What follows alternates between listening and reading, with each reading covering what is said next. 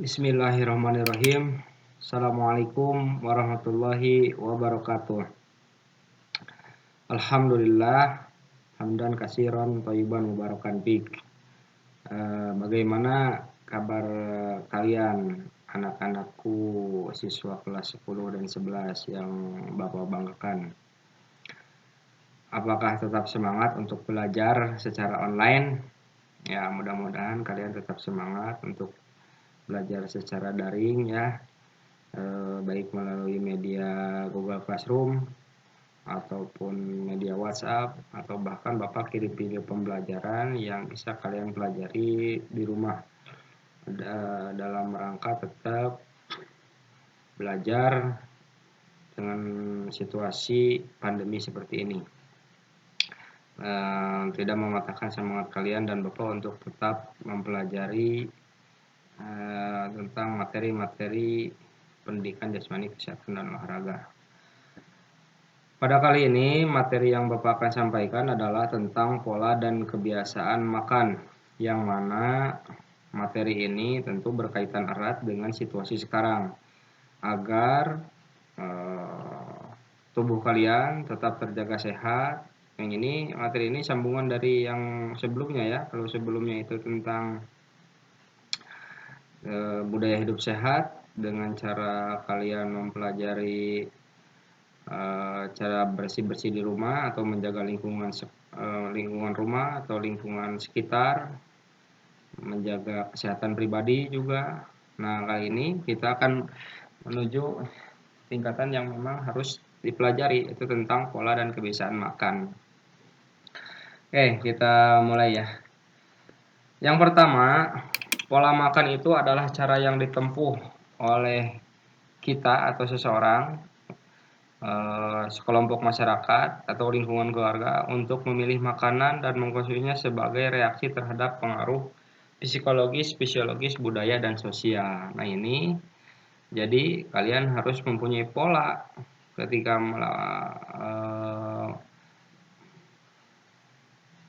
melakukan kebiasaan makan ya di rumah dengan keluarga, dengan ayah, ibu, adik, kakak.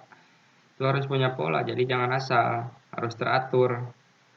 Nah, ini ada pengaruhnya terhadap psikologis kita ya, dari asupan makanan yang sehari-hari kita makan. Ini harus ada polanya ya. Yang kedua itu kebiasaan makan. Nah, ini kebiasaan makan ini berbeda dengan pola makan. Kebiasaan makan sifatnya pribadi ya, yang tentunya setiap orang memiliki kebiasaan makan berbeda-beda, baik itu jenisnya, frekuensi, maupun jumlah. Nah, ini dari jenis, frekuensi, dan jumlah kita akan pelajari ya. Maksudnya berbeda gimana dari setiap orang ya? Iya, anak bayi dengan anak kecil, kalian kalau punya adik masih kecil, masih bayi, itu kebiasaan makannya pasti berbeda dengan kalian yang sudah tingkatan SMK, atau dengan ayah kalian, atau dengan ibu kalian. Setiap orang bisa saja berbeda ya.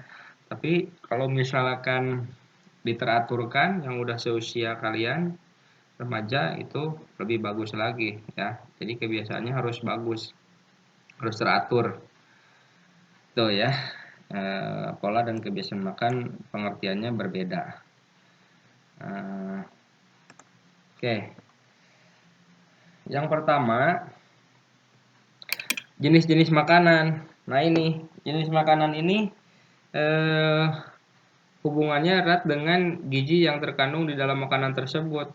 Jadi jenis makanan yang kalian makan itu harus mengandung gizi-gizi yang bagus ya, yang harus dibutuhkan oleh tubuh, yang layaknya dibutuhkan oleh tubuh. Salah satunya adalah karbohidrat, lemak, protein, ya, vitamin, mineral, bahkan harus mengandung air dan oksigen ya. Banyak sekali makanan yang misalkan kita makan tetapi kandungan gizinya itu tidak ada, bahkan bisa dikatakan justru malah bisa meracuni tubuh ya kalau kita salah memakan jenisnya. Nah, ini kita harus tahu Jadi tubuh kita perlu apa, yang dimakan apa. Perlu tubuh kita pengen ini, makannya ini, ya. Nah, kita akan pelajari satu-satu. Yang pertama itu karbohidrat. Nah, karbohidrat ini terkandung dalam nasi, jagung, sagu, roti, gula, madu, dan masih banyak ya. Mie bisa jadi ya. Nah, ini merupakan sumber tenaga utama. Jadi kalau kalian pengen bertenaga, kuat, ya, daya tahannya bagus, harus makan nasi maksudnya, harus makan nasi yang mengandung karbohidrat. Jadi kalau tidak ada karbohidratnya, kalian tidak akan punya tenaga untuk melakukan aktivitas. Ya. Jadi makanan harus mengandung karbohidrat.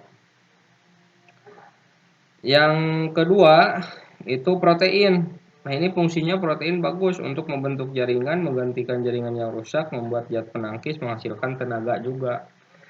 Nah, maksud dari membentuk jaringan ini adalah untuk jika kita terluka atau sakit. Nah, ini kalau ada yang sakit atau terluka, jaringan kita rusak, nanti diperbaikannya itu oleh protein.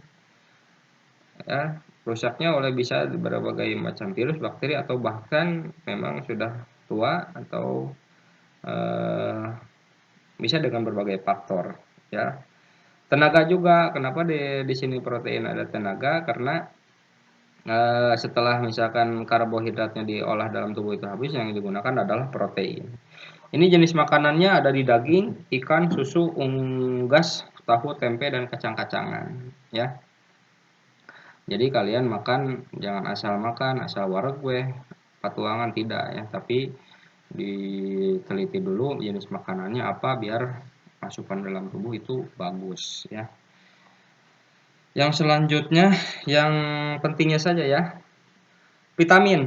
Nah, ini vitamin banyak di dalam sayuran dan buah-buahan. Terutama yang kita butuhkan di dalam situasi pandemi ini adalah vitamin C. Nah, ini kalian harus banyak makan vitamin C. Banyak terkandung di dalam jeruk, tomat, ya, buah-buahan, segala macam buah-buahan ya. Banyak vitaminnya. Ada vitamin A ya. Itu di buah-buahan yang berwarna merah berarti semangka, apel ya. Kalau sayuran berarti wortel ya, warna merah dan kuning. Nah, ini vitamin penting juga untuk tubuh kalian ya, vitamin C, vitamin D. Ini vitamin D juga penting di masa pandemi ini ya. Kalau dari makanan bisa dari susu atau minyak ikan, tapi bisa juga diraih bukan dengan makanan tapi dengan sinar ultraviolet. Nah, caranya kalian dengan berjemur di bawah matahari. Disarankan itu sekitar jam 10, tapi jangan terlalu lama, 10 sampai 15 menit lah ya. Nah, ini selanjutnya jenis makanan yang sebetulnya ini penting juga ya, bukan makanan ya, asupan gizi, asupan yang harus dalam tubuh itu air, mineral. Ini menjaga keseimbangan tubuh, membuang kotoran ya, fungsinya itu mengukur suhu tubuh dan keringat. Ini sebetulnya udah dibahas di perilaku budaya hidup sehat ya, dibahas ulang. Nah, banyak lagi zat-zat gizi yang terkandung di dalam makanan. Ada lemak, ada kalsium, zat besi ya. Itu sebetulnya terkandung jadi satu makanan itu tidak hanya misalkan daging, tidak hanya protein, tapi daging juga ada proteinnya, ada zat besinya ya. Ada vitamin B1-nya, vitamin terutama yang banyak, B6 ya.